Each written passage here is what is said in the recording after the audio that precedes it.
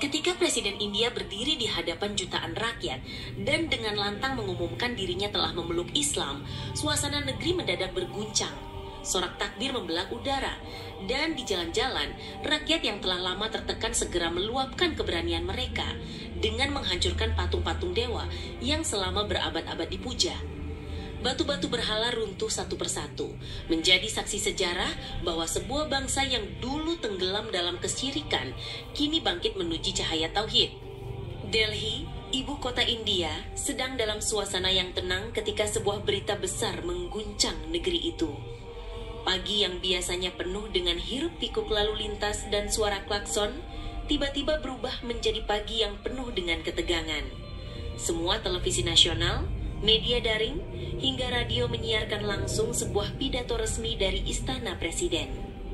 Presiden India, Draupadi Murmu, berdiri tegak di mimbar megah dengan wajah yang tidak lagi menyimpan keraguan.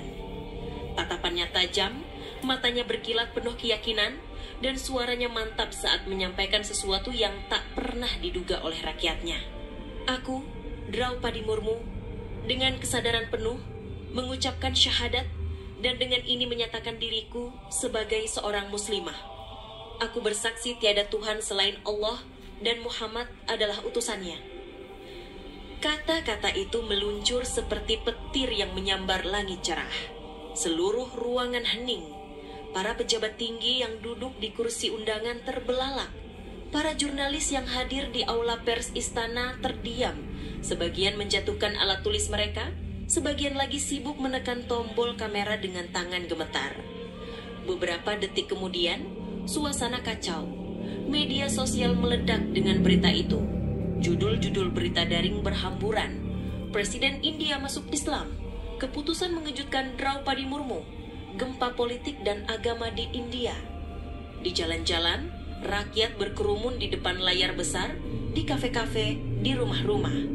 Semua mata tertuju pada sosok pemimpin mereka yang kini dengan lantang mengumumkan keislamannya. Di tengah pidatonya, Draupadi menambahkan dengan tegas, "Keputusanku ini bukan paksaan, bukan pula strategi politik. Ini adalah perjalanan hati, perjalanan akal, dan cahaya kebenaran yang Allah tunjukkan padaku. Aku tak bisa lagi menutupinya. Hari ini aku berdiri sebagai muslimah dengan segala konsekuensi yang mungkin akan menimpaku." Seorang menteri yang duduk di barisan depan menunduk dengan wajah pucat.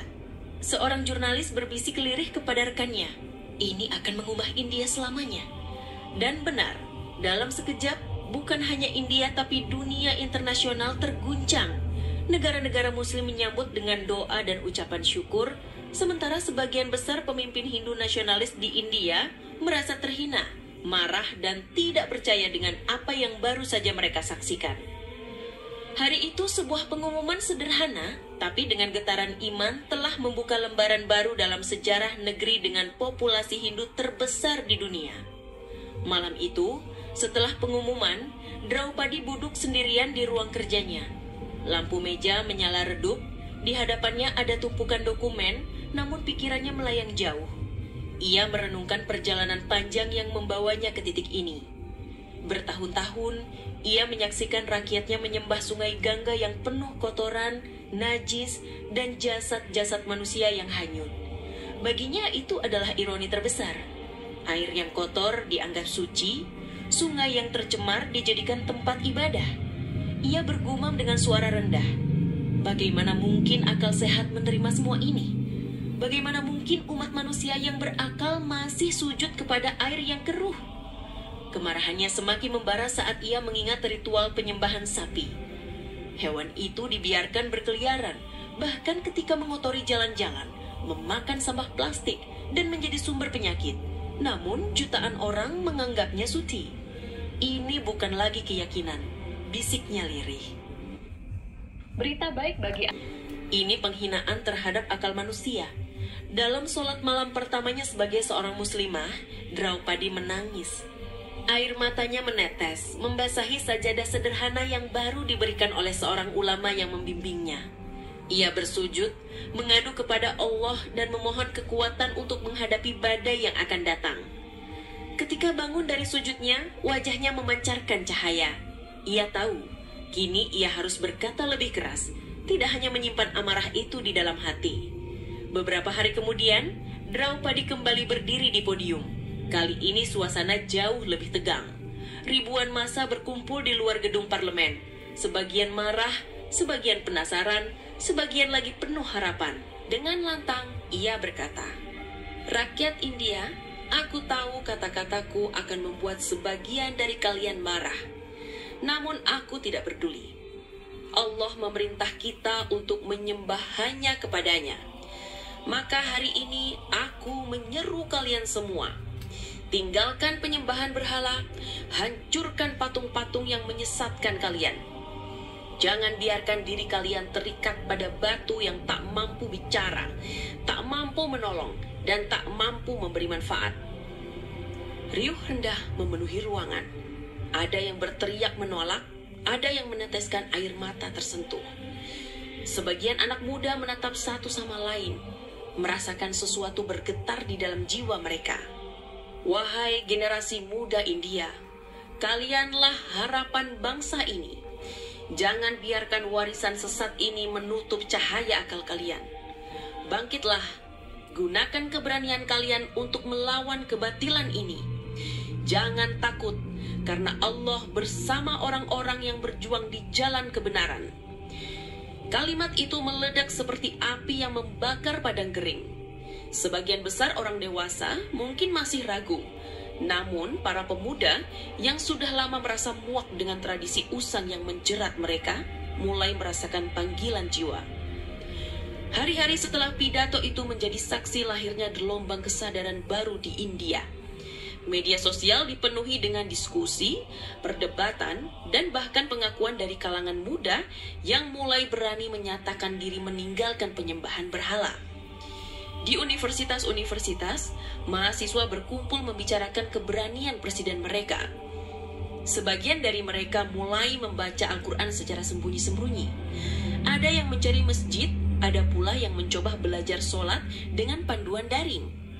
Seorang pemuda di Mumbai menulis di akun pribadinya, "Jika presiden berani meninggalkan tradisi sesat, mengapa kita harus takut? Sudah saatnya kita bangkit. Allah lebih besar dari semua patung di negeri ini." Postingannya menjadi viral. Ratusan ribu orang membagikan ulang. Ribuan komentar bermunculan. Banyak yang mendukung, meski tidak sedikit yang menghujat. Namun, gelombang itu tak terbendung. Dari desa hingga kota besar, dari kalangan miskin hingga kalangan terdidik, cahaya kesadaran itu mulai menyala. Hari yang tak terduga akhirnya tiba. Ribuan orang turun ke jalan, mereka membawa palu, kayu, dan peralatan seadanya.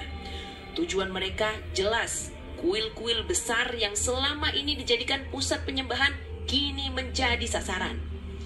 Patung-patung dewa yang berdiri tinggi selama berabad-abad disembah kini menjadi sasaran. Dengan pukulan demi pukulan, patung-patung itu mulai retak. Suara pecahan batu menggema bercampur dengan teriakan massa yang penuh semangat. Seorang perempuan parubaya menangis di tengah kerumunan.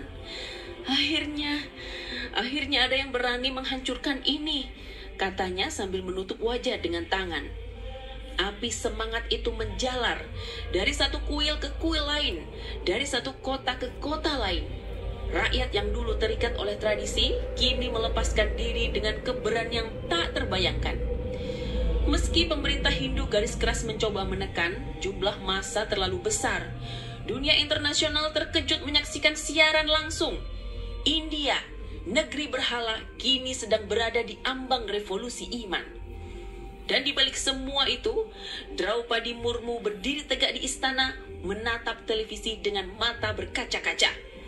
Dalam hatinya ia berdoa, "Ya Allah, kuatkan rakyatku, kuatkan langkahku, jadikan negeri ini saksi kebangkitan iman."